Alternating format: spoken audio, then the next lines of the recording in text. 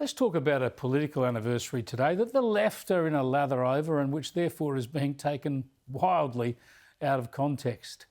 It's all about the 10-year anniversary today of the former Prime Minister Julia Gillard's famous, or infamous, so-called misogyny speech. As usual, the adulation of the left doesn't bear much resemblance to reality. Gillard is looking to plug a book on the back of this anniversary, and the usual green left types are only interested in boosting her and their take on identity politics.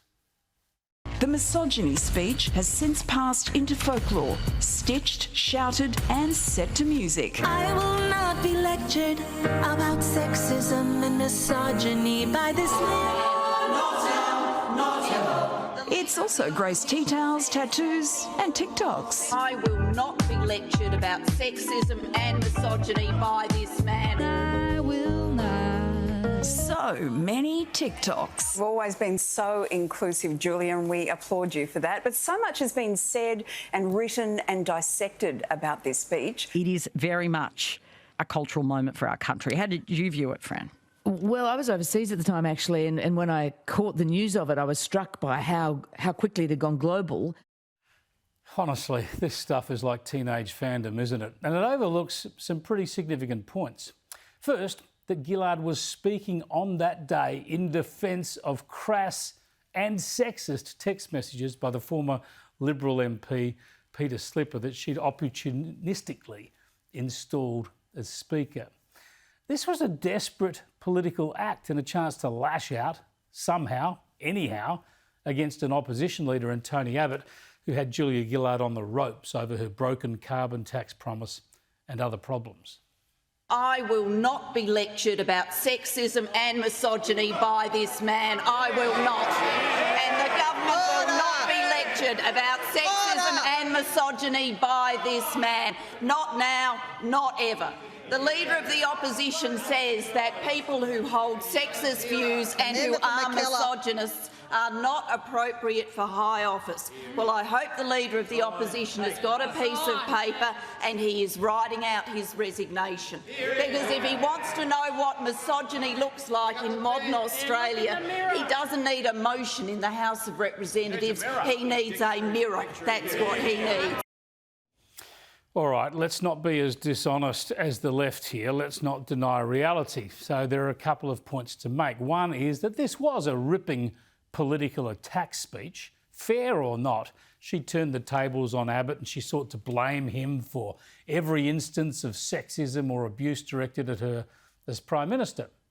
Now, second, of course, she did experience some sexist attacks when she was Prime Minister, and that's never excusable. Some of it was ugly, and thankfully most of it was called out.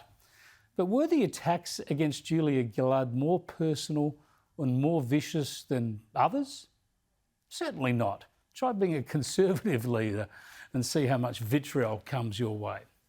And the other point is that while, yes, Gillard was, in the greatest of paradoxes, actually defending a man who'd been exposed for gutter-level sexism, she was right, I think, to point out that this bloke, Peter Slipper, had been supported by the Liberals for many years before that.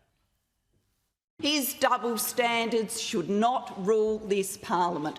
Good sense, common sense, proper process is what should rule this parliament. That's what I believe is the path forward for this parliament, not the kind of double standards and political game playing imposed by the Leader of the Opposition, now looking at his watch because apparently a woman's spoken too long. Honestly, a man looks at his watch and that means he's sexist or even misogynist, and sexism, casual or otherwise, equates to misogyny. This is ridiculous and divisive stuff and always was. And it was put out there as a desperate act of a failing Prime Minister who was under enormous pressure. So much pressure that her own team tore her down less than a year later. I mean, were they misogynists too?